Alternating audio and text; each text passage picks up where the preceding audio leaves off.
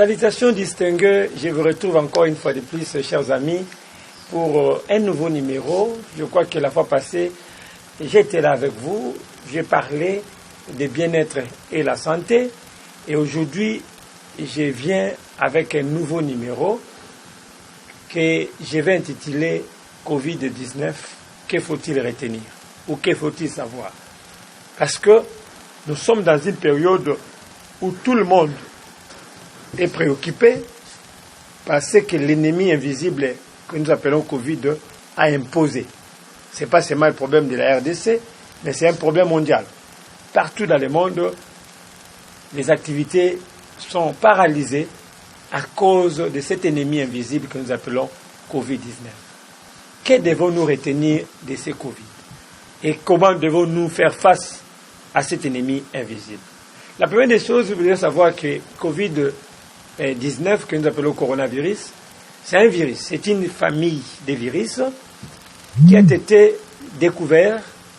C'est une nouvelle souche, parce que dans le virus, nous avons ce que nous appelons la mutation. Et après les études, on a pu remarquer que c'est une nouvelle souche qui n'était pas connue dans la famille des virus avant. Maintenant, aujourd'hui, il est là, en train de battre son record. Alors, ce nouveau virus que nous appelons coronavirus est venu avec une mutation, bien sûr. C'est un virus qui évolue chez les animaux, mais curieusement, par la contagion, il s'est retrouvé chez les humains. Et une fois une seule personne a cette maladie, il peut facilement donner aux autres. C'est ce qui s'est fait aujourd'hui. La contagion est là permanente. Mais je vais donner une explication brève pour comprendre le travail des virus. Le virus n'est pas une bactérie. Et je crois que dans les émissions prochaines, je vais expliquer la famille infectieuse, comment ça évolue. Nous avons des champignons, nous avons des virus, nous avons des bactéries. Peut-être on aura à parler un peu plus loin, mais parce qu'il s'agit de virus, on doit comprendre les choses là. Et c'est un virus. Un virus est différent des bactéries. Pourquoi? Parce que le virus, quand il vient dans le corps, il vient, quand il arrive, son travail c'est de paralyser le système immunitaire. Comme le cas de VIH-Sida, quand le virus se présente, le système immunitaire est paralysé, il détruit les anticorps, et les anticorps qui sont détruits laissent la porte à toutes les maladies d'entrée. Mais cette maladie, coronavirus, lui ne détruit pas les anticorps, mais il travaille autrement. Lui vient s'identifier à votre organisme. C'est-à-dire, au niveau de notre corps, nous avons les récepteurs que nous appelons ACE2. Je crois, vous avez vu le mot là en bas, n'est-ce pas? Voilà. A, C, E, et puis lettre D. Le chiffre D, pardon. Alors, ACE2, comme le réalisateur l'a écrit en bas, voilà, c'est ça le mot. Alors, AC2, ça veut dire que au niveau de nos poumons, nous avons un récepteur efficace qui reçoit ou qui accepte les virus. Une fois le virus arrive au niveau des poumons, il fait la connexion. Il se colle. Et à ce moment-là, notre anticorps est incapable de l'attaquer. Parce qu'il s'est identifié. Il devient comme partie prenante de notre organisme. Et à ce moment-là, il commence à créer des dégâts. Et surtout, comme c'est au niveau des poumons qu'il est beaucoup plus en train de travailler, bien qu'on va voir qu'il a muté, il va aussi dans d'autres organes. Par exemple, le cerveau, il va aussi au niveau du cœur, il va aussi au niveau des intestins. Mais beaucoup plus, c'est au niveau des poumons qu'il a commencé son travail. C'est à ce niveau-là qui va détruire les poches. Ok? Les poches là, qui gardent l'air, qui apportent l'oxygène dans le corps. Une fois les poches là détruites, la personne commence à avoir difficulté de respirer. Il y a des détresse respiratoire qui amène même jusqu'à avoir des respirateurs artificiels. Alors, les virus que nous appelons corona travaillent dans cet objectif-là. Comment ils se contaminent? La contagion se fait par... Nous avons deux sortes de contagion, directe et indirecte. Directe, c'est par les gouttelettes respiratoires, à savoir la salive ainsi que les mucus que nous appelons les rimes. C'est à ces endroits-là qu'il est beaucoup plus fréquent. Pourquoi? Parce que c'est au niveau des poumons qu'il évolue. Alors, la salive est contaminée, les narines aussi est contaminée. Maintenant, une fois que vous communiquez avec une personne qui a été atteinte, nous savons que les gouttelettes là qui sortent pendant la communication peuvent aussi vous attraper au visage. Peut aussi vous attraper si vous n'êtes pas à distance. Vous avez la facilité d'être contaminé directement. La personne, on peut aussi être contaminé d'une manière indirecte. Quand on éternue, par exemple, une chi, ou bien kosu. C'est ma main qui est touchée par les salives. Il y a des salives dans ma main. Les salives-ci seront séchées, bien sûr, mais le virus va rester à ma main jusqu'à 3 heures. Tout ce que moi je vais toucher à cette période-là, je peux déposer les virus. Les poignées de porte, les pièces de monnaie, et les télécommandes, et tant d'autres choses, les téléphones et autres, mon sac. Alors, quand je touche comme ça, les virus restent là. Vous comprenez? Restent là. Et maintenant, tout celui qui viendra après moi toucher ce que j'avais touché là, il a la facilité de recevoir le virus dans ses mains. Et que faut-il faire maintenant? Une fois qu'il dépose sa main au visage, il a contagié parce que le virus entre par la bouche, les nez ou les yeux.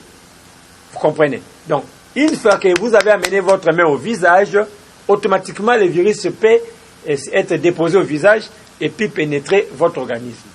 Voilà comment cela s'est fait. Maintenant, pour éviter la propagation, il y a certains gestes barrières qui ont été dites. Raison pour laquelle on demande de laver les mains chaque fois. On demande de porter les cache-nez. On demande de désinfecter nos téléphones et les objets, voire même les endroits où nous recevons les gens. On demande aussi de ne pas trop toucher le visage, désinfecter les mains à tout moment. Ce sont là des gestes barrières qu'on nous a donnés ou qu'on nous donne pour faire en sorte que nous puissions éviter la propagation ou éviter la contagion. Alors, parce que c'est un virus qui est facile à être à partir d'une personne à une autre, il y a des mesures qui devaient être prises. Du point de vue lavement de mains, nous devons utiliser les savons. Les savons, pourquoi? Parce qu'avec les savons, on a la facilité de détruire les virus et puis rendre ses mains propres. Parce qu'on ne sait pas qu'est-ce qu'on avait touché avant ou qui a touché la chose avant moi. Et là, maintenant, je m'avais dit de manière générale pour évoluer. Parce que moi, je ne vais pas parler des gestes barrières mineurs, mais je parle des gestes barrières avancés. Si vous voulez laver vos mains, commencez par désinfecter votre téléphone. Vous avez les différents désinfectants que vous allez utiliser avec les papiers mouchoirs. Vous commencez d'abord par désinfecter votre papier et votre téléphone. Une fois le téléphone désinfecté, c'est à ce moment-là que vous allez déposer votre téléphone. Vous prenez, si vous avez votre sac, il y a les fils ici, des sacs, que vous devez aussi désinfecter parce que c'est là où vous avez touché. Vous avez peut-être les étirettes ici, vous désinfectez également. À l'intérieur, vous désinfectez. Et une fois que vous avez terminé à désinfecter tout ce que vous avez, même votre montre, vous devez les désinfecter. Si vous aviez aussi les lunettes que vous portiez à un moment donné, vous enlevez, vous désinfectez également votre lunette. Alors, une fois que vous vous êtes rendu compte que tout ce que vous avez touché à main était désinfecté, c'est à ce moment-là que vous allez maintenant laver vos mains. En lavant vos mains, ayez un papier mouchoir à côté que vous allez utiliser pour fermer la boîte. Je crois qu'au prochain numéro, je serai beaucoup plus pragmatique avec tous les matériels possibles pour vous montrer comment on lave les mains et comment on fait toutes ces choses que j'ai dit là. Parce que les minutes nous imparties sont moindres, je ne saurais pas entrer comme ça. Ici, je donne une partie théorique et dans les numéros qui vont suivre, ne zappez pas pour suivre la pratique de ce que je viens de dire tout de suite. Là. Vous comprenez? Alors maintenant, il suffit que une fois arrivé à désinfecter tout ce que vous avez là, prenez maintenant votre... lavez vos mains avec le savon et puis utilisez le papier mouchoir pour fermer les robinets. Après, vous jetez votre papier et vous lavez, vous essuyez vos mains et tout est terminé. À ce moment-là, vous êtes rassuré que vous êtes devenu propre et sans danger. Mais si vous avez seulement lavé les mains, vous déposez le téléphone, vous lavez les mains, et puis vous prenez encore le téléphone, vous n'avez rien fait. Je suis arrivé, je ne vous salue pas. Parce qu'on nous interdit de saluer les gens, n'est-ce pas? Je ne vous salue pas. Mais, je vous demande votre stylo. Je n'ai rien fait. Parce que le stylo que j'utilise là, c'est toi qui avais utilisé. Tu avais touché le stylo. S'il y avait des virus, tu as déposé là. Quand tu demandes maintenant ton stylo, ça dit je n'ai rien fait.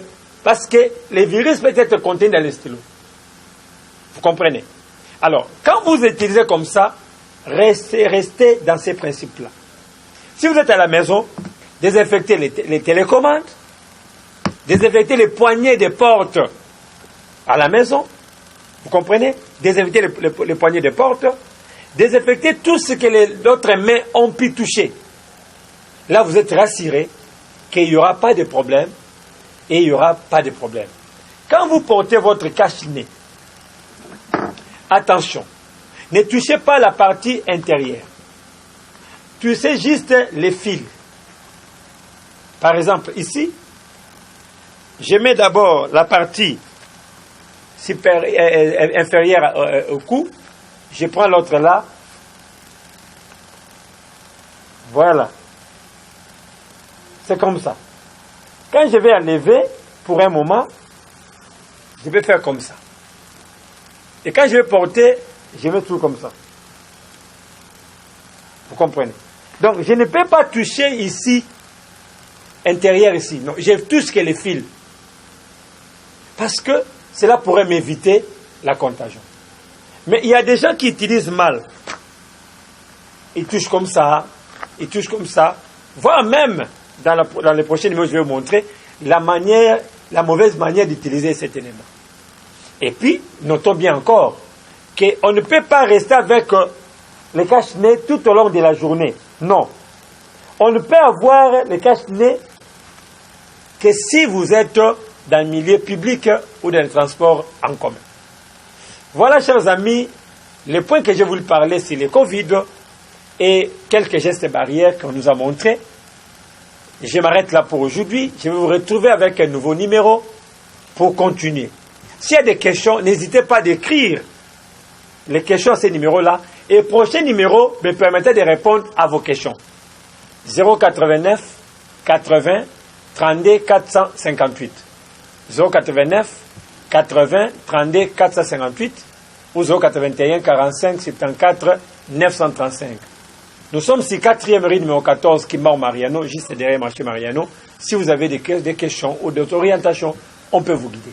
Mais pour le moment, votre numéro de téléphone qui est affiché là peut nous permettre de communiquer. Alors posez-moi vos questions que vous avez et au prochain numéro, je vais tenter de vous répondre. Pour aujourd'hui, on s'arrête là. C'était toujours Dr Désiré Boumbile, nutritionniste, qui vous oriente par rapport à cette pandémie Covid-19. Au revoir et au prochain numéro.